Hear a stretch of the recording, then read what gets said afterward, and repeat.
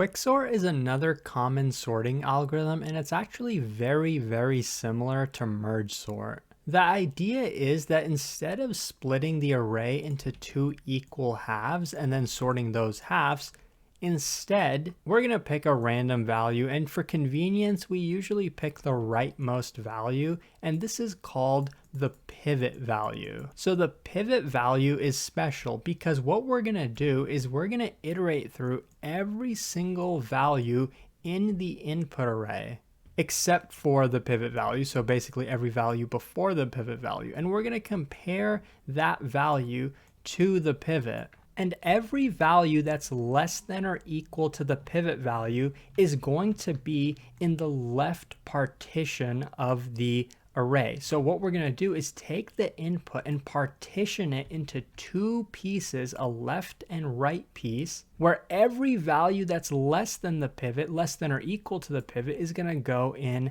the left half, and every value that's greater than the pivot is going to go in the right side. And performing this partition is actually pretty simple in terms of code. And we can actually perform the partition in place. That means we don't need to allocate any extra memory to do the partition. We can do it with just a single array. What we're going to do is take the rightmost value. That's going to be called our pivot. We're going to have a pointer that's going to start at the beginning of the array. And the idea is, if we took every value that's less than or equal to the 3 and then placed them in this leftmost area, if every value in the input array that's less than or equal to 3 was placed over here, then by definition, all the values that are greater than 3 would take up the remaining spots. As long as we swap them appropriately, that's going to be the case. So all we have to worry about is taking the values less than or equal to this and then filling them starting at the left side. If we do that correctly, then the less than or equal to values will be here and the greater values will be here. So let's start doing that. So we're actually going to have two pointers. One pointer is just going to help us iterate through here, and then the second pointer is going to tell us where we should insert the next value that is less than or equal to 3. So first we get to 6. 6 is not less than or equal to 3. So in this case, we don't do anything. We take our pointer over here and then shift it to the right by 1. This pointer stays here because when we do find a value less than or equal to 3, this is the first spot we're going to put it. So now we find a 2. 2 is less than or equal to 3. So we swap 2 with whatever happens to be in this position. So we can swap these two values. 6 goes here and then 2 goes here. Now this pointer that's over here is going to be shifted over here. Now this is the next spot that we're going to insert the value that's less than or equal to 3. So next we can take this pointer and then increment it one more time. So now we're at 4. Is 4 less than or equal to 3? It's not, so we don't do anything with it. We increment our pointer one more time. We get to 1.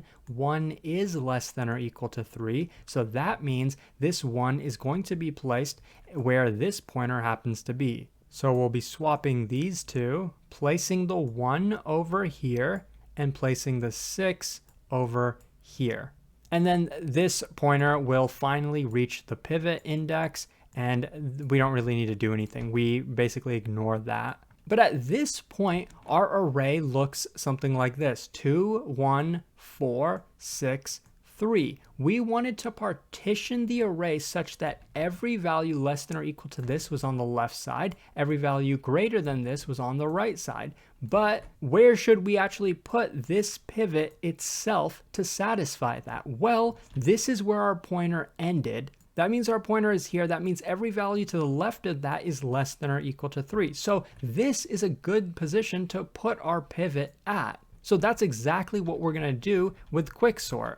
We perform one last swap between where our left pointer is at and our pivot value. So we end with a 3 over here and a 4 in this position. So to make it more clean, after doing our partition, we have a 2, a 1, and a 3 over here, and we have a 6 and a 4 on the right partition. Now notice how the left side is not sorted and the right side isn't sorted. Just because we partitioned them does not mean they're sorted, but what is true is every value on the left is less than every value on the right.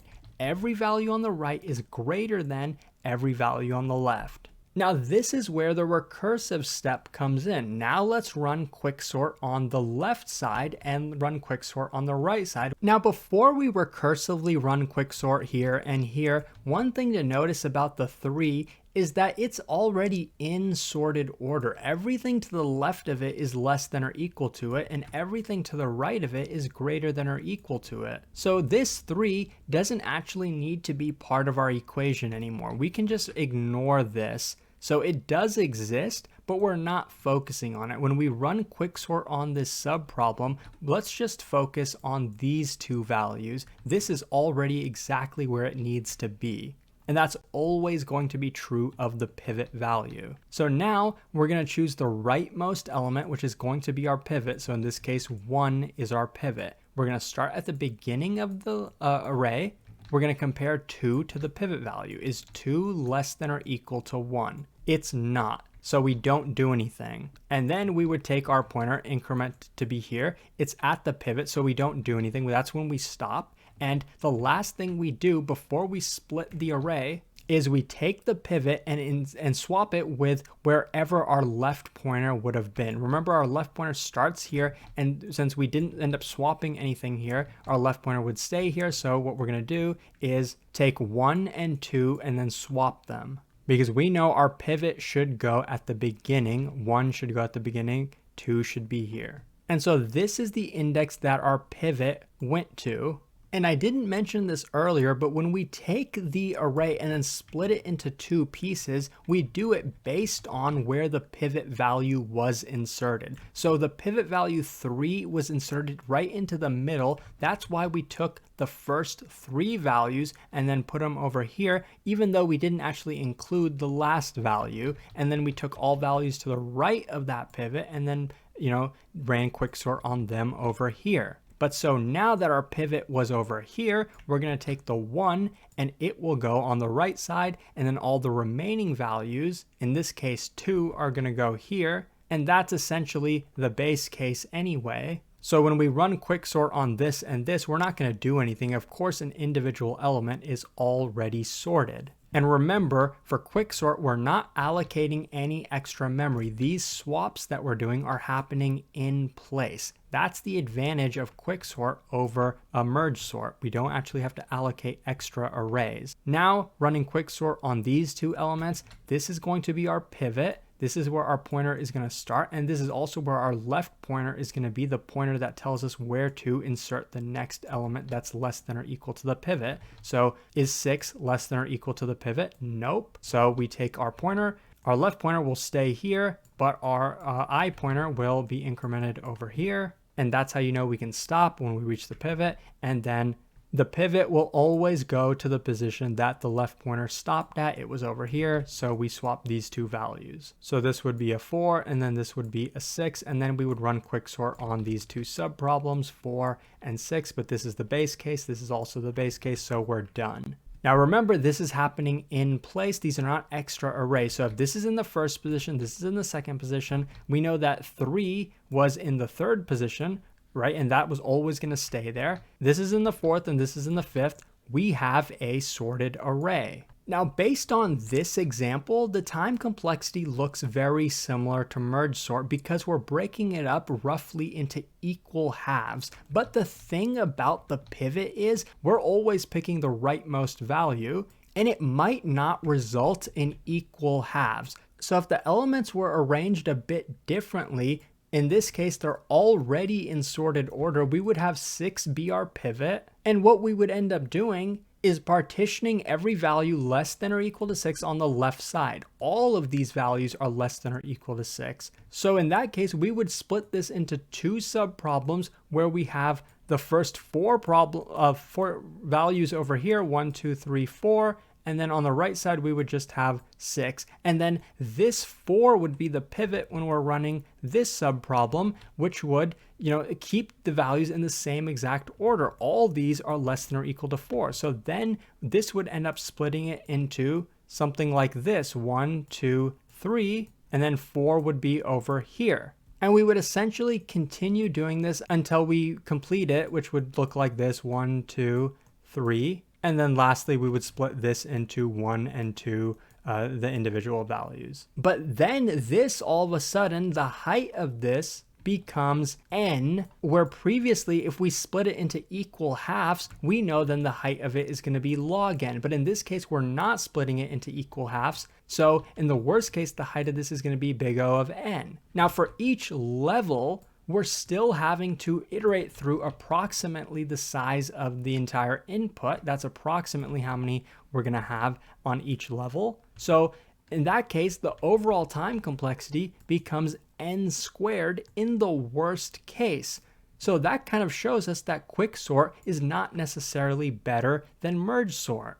But on average, this is not going to happen. This is the worst possible case where the input is already sorted. One way to get around this is not to pick the pivot as the rightmost element. It's to take, maybe the leftmost value, the rightmost value, and the middle value. And among those three, choose the middle value and then use that as the pivot. So the way we've been selecting our pivot is a bit naive, but there are optimizations you can do which will help us to make sure that we don't hit this worst possible case. So on average, if we do split if we split the array into two roughly equal halves, then the time complexity of this obviously is going to be very similar to merge sort. In fact, the height is going to be log n, and since we know each step we're doing an O of n operation, then the overall time complexity for quicksort on average is going to be log n, not n squared. But the worst case still is going to be overall n squared. So quicksort is a pretty interesting algorithm. So the code for the partition would look something like this. Of course, the algorithm quicksort is recursive just like merge sort because we're splitting it up into subproblems. The base case is the same as merge sort. If the length of the subarray is less than or equal to 1,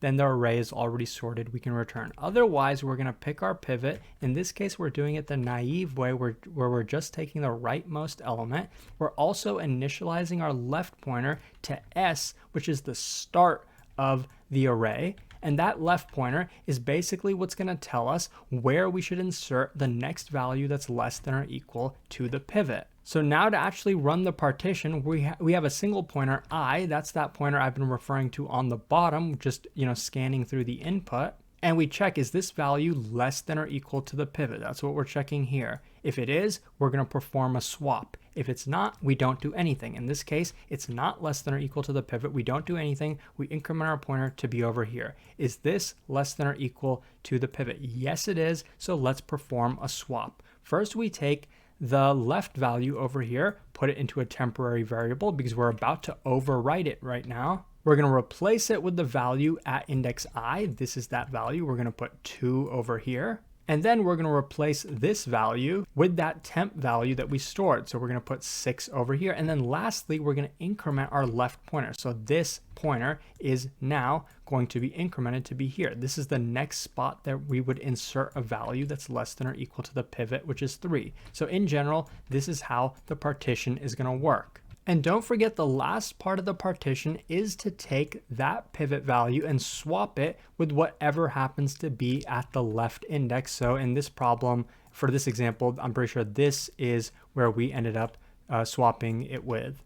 And this is really the difficult part of the work. After that, the last thing would be the recursive step where we run quicksort on the left portion. We're taking left -1 because we know at left is the index where we put our pivot, and we know that the pivot is essentially in the perfect spot. In this case, 3 would be here, 4 would be here. The pivot is already exactly where it needs to be, so we're running quicksort on this half and running quicksort on this half. We're not even including the pivot value anymore. So we would do the left side and do the right side, and then we would return. So in this case, you can see the recursive step is pretty simple. The partition is where most of the logic happens to be. So the last question, is quicksort stable? And the answer is, generally speaking, no. There is a way to technically modify it so that it is, but generally speaking, quicksort is not considered a stable sorting algorithm, and let me show you why. The easiest way to do so is through an example. So we're going to partition this array. 5 is going to be our pivot. So we're going to be iterating through the array. 7 is not less than 5. 3 is less than 5, so we swap these two values. So now the 3 goes before the 7. We'll look at this value, it's not less than or equal to 5, and next we'll look at this, 4 is less than or equal to 5, so this is going to get swapped in the next position, which is over here. And you can probably see where I'm going with this. So swap these. So now our 3 is here, our 4 is here, and we have a couple 7s over here. I mean, the partition worked perfectly, but you can see that the original relative order of the 7s, the red 7 was here and the yellow 7 was over here. But now the yellow 7 goes before the red 7. So this definitely does not preserve the relative order of values when there's a tie between them. So generally speaking, quicksort is not stable. So adding to our list, we have quicksort, which is an unstable algorithm. Generally speaking, it is better than insertion sort, though the worst case time complexity, as I showed earlier, is n squared. The average time complexity is n log n. I know usually we care about the big O time, which is the worst case time. So if we're being super technical, it would be n squared, but generally speaking, people consider quicksort to be an efficient algorithm. On average, it's n log n. So that's how I'm going to list this as, but in a real interview, it would be worth mentioning that the worst case is n squared, but generally it runs more efficiently than that.